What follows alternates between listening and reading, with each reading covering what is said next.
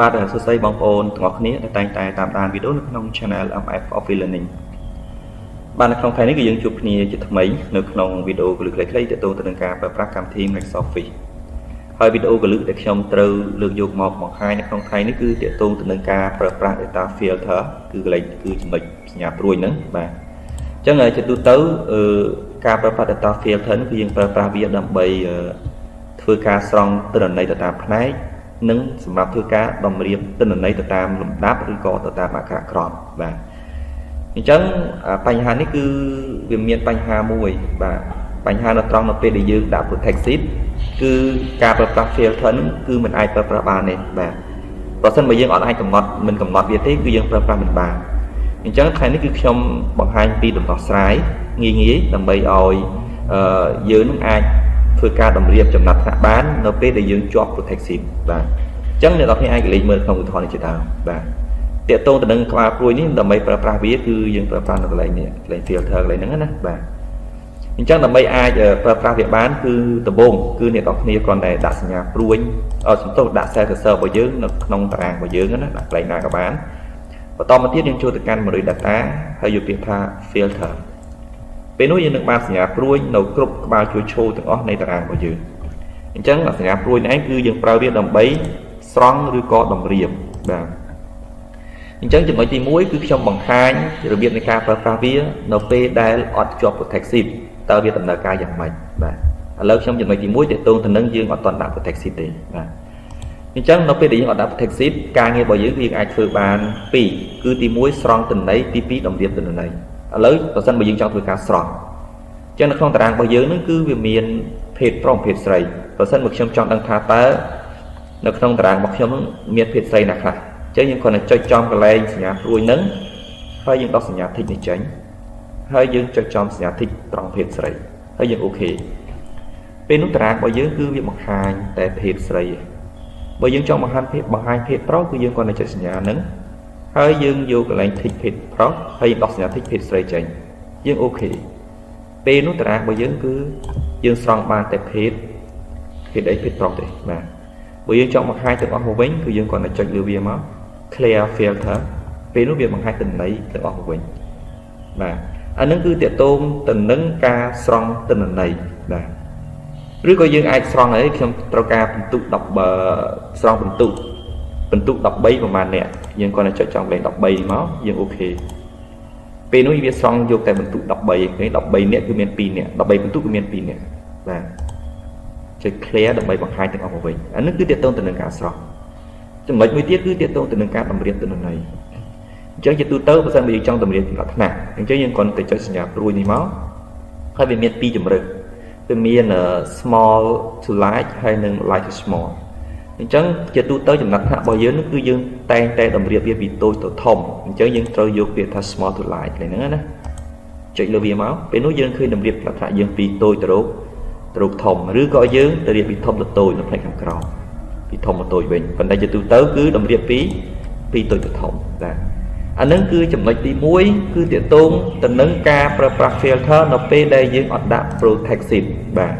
ឥឡូវយើងសាកល្បងដាក់ protective សាកមើលតើវាដំណើរការដែរអត់បាទ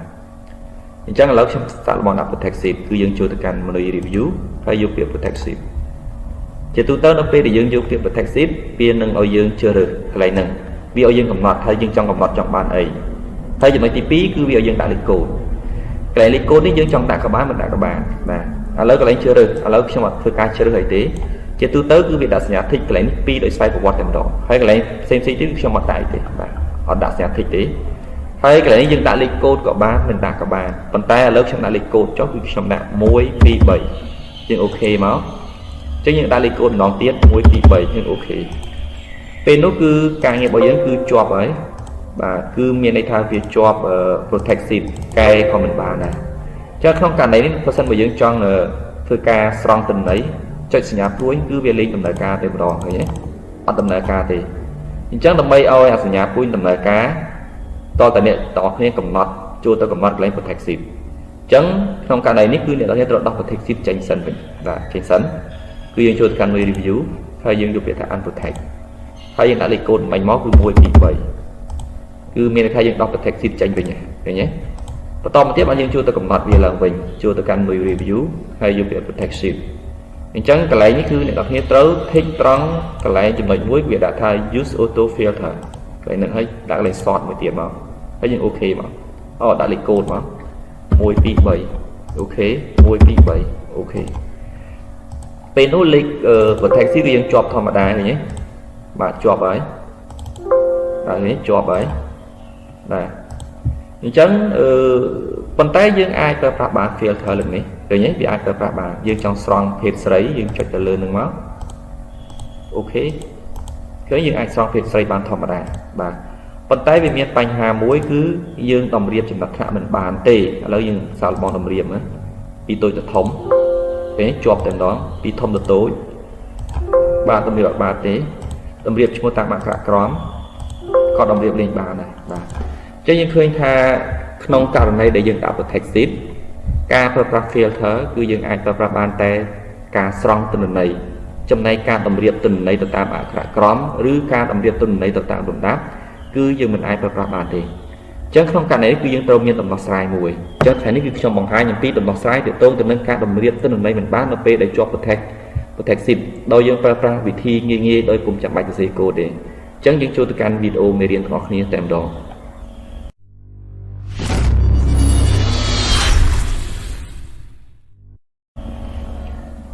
បាទតោះឥឡូវយើងវិលចូលមកកាន់វីដេអូមេរៀនទាំងអស់គ្នាអញ្ចឹងចំណុចសំខាន់ដែលខ្ញុំត្រូវធ្វើការបង្ហាញនៅក្នុងថ្ងៃនេះគឺទាក់ទងទៅនឹងការតម្រៀបចំណាត់ថ្នាក់នៅពេលដែលជាប់ protect sheet ថាតើយើងត្រូវដោះស្រាយវាយ៉ាងម៉េចដោយពុំចាំបាច់ប្រើប្រាស់ការសរសេរកូដទេបាទអញ្ចឹងដំណាក់កាលដំបូងដែលអ្នកទាំងគ្នាត្រូវធ្វើឥឡូវយើងមើលសិនមកដំបូងគឺយើងកុំដាក់ protect sheet វាយើងកុំដាក់វាបាទអញ្ចឹងយើងអត់ដាក់ទៀតកន្លែងហ្នឹងណាបាទចំណុចដំបូងដែលអ្នកទាំងគ្នាត្រូវធ្វើគឺអ្នកទាំងគ្នាត្រូវប្រយ័ត្នតិចក្នុងការចុចបាទកុំចុចពេលផ្ដាស់បាទអញ្ចឹងដើម្បីធ្វើវាគឺដំបូងគឺអ្នកទាំងគ្នាត្រូវcursor របស់យើងដាក់កន្លែងណាបានទេដំបូងណាឥឡូវខ្ញុំដាក់ចំកន្លែងចំណាត់ថ្នាក់ចុះបាទអញ្ចឹងដំបូងគឺអ្នកទាំងគ្នាយកមកដាក់ចំកន្លែងចំណាត់ថ្នាក់បន្តមកទៀតគឺអ្នកទាំងគ្នាចូលទៅកាន់ menu view ហើយយកពាក្យថា macro ហើយយកពាក្យថា record macro បន្តមកទៀតកន្លែង macro name កន្លែងនេះគឺអ្នកទាំងគ្នាកំណត់ឈ្មោះមកដាក់ឈ្មោះស្អីគេឥឡូវខ្ញុំដាក់ឈ្មោះថា short range បាទកំណត់ថា short range នេះចុះបាទបន្ទាប់ពីដាក់ឈ្មោះរួចហើយគឺយើងចុច OK បាទចុច OK អ្នកទាំងគ្នាកុំចុចពេលផ្ដាច់សោះបាទបន្ទាប់ពីចុច OK ហើយគឺអ្នកទាំងគ្នាត្រូវ select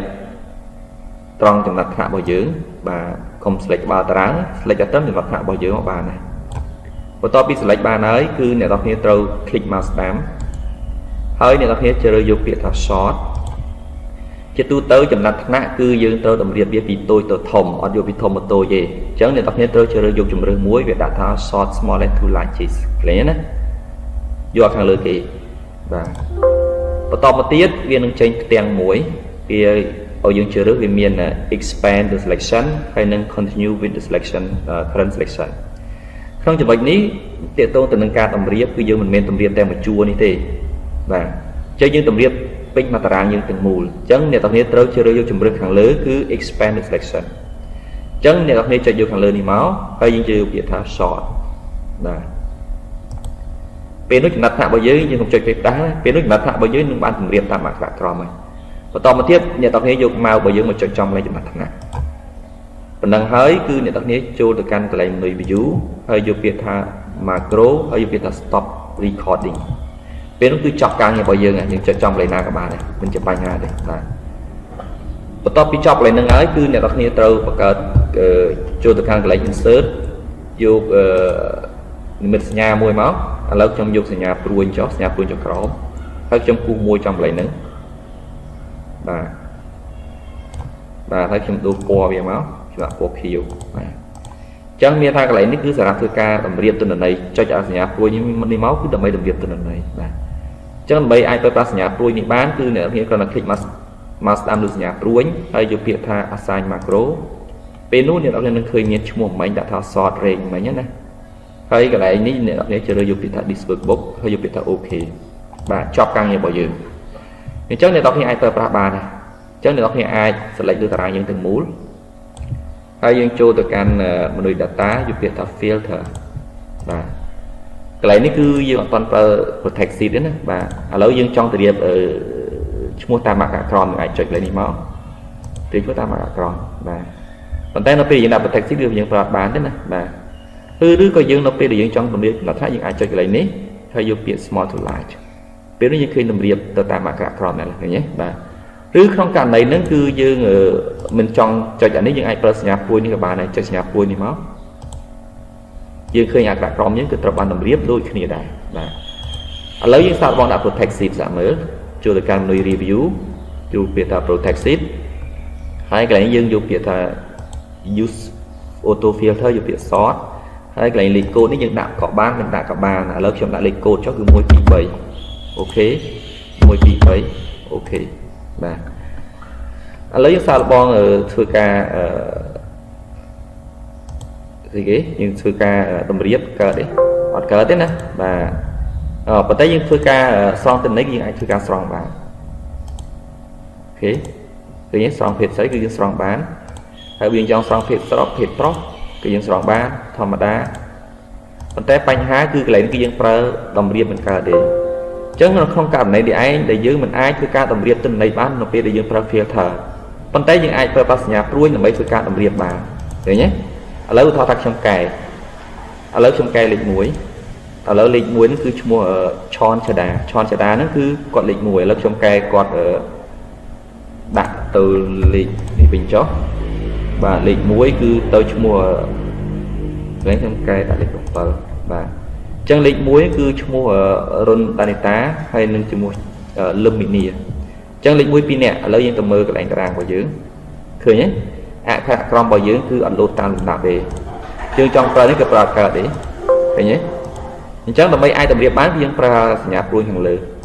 đấy những ai pro bán thầm đa chắc bởi dương trong strong cứ dương strong đôi pro filter bởi dương trong tầm điệp cả tầm điệp chẳng là khác dương cho nhà ruồi chắc nhà ruồi nó cứ dương pro biết là mấy thứ cá tầm điệp trong nát nạn đừng ai chắc nó bây giờ dương cho protect ship rồi dương ai phương và ca pra ba đấy để tôi từ đường filter nên ca đồng viên chấm nát nè và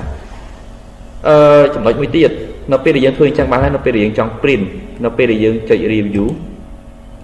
và này bị chọc nhà ruồi chắc là mấy cái mối chọc nhà ruồi nó bây giờ bọc bông máu còn mọi bị chọc nhà ruồi thì những tự đọc việc lại nè và chắc là đâm bay đọc sai bánh hà nứng cứ này đọc nếu trấu đọc cái text trên sân máu và hiện tại môi pi 7 ok và hãy dương click master từ lơรูป របស់យើង click master មកហើយយកពាក្យថា size and property មកដល់កន្លែងចំណុចនេះគឺអ្នកនរគ្នាត្រូវដោះសញ្ញា tick មួយត្រង់ពាក្យថា print object កន្លែងនេះដោះសញ្ញា tick ចេញមកប៉ុណ្ណឹងបានហើយហើយយើងដាក់ protect sheet វិញធម្មតាមកដាក់លេខកូដមក1 2 3បាទអូខេ1 2 3អូខេបាទឥឡូវយើងសាកល្បងcho ở nhé là ca thầm đá nè lấy gì mưa non tiếng khi nhé nhà cuối cứ vì ở bằng hai nhà dưới cái dân anh bọc cùng bán thầm đá và anh mấy cứ tiện tôn từ nâng ca đó xong bây giờ trong ở chọp tiện tôn từ nâng ca bọc cùng nâng và chắc là nó không video này cứ trong bằng hai tay từ nâng cứ tiện tôn từ nâng ca đồng điệp về đặt nạ đôi chọp của taxi chắc như nó chụp như nơi video phải coi tiện bà zoom ở con zoom chụp điệp liền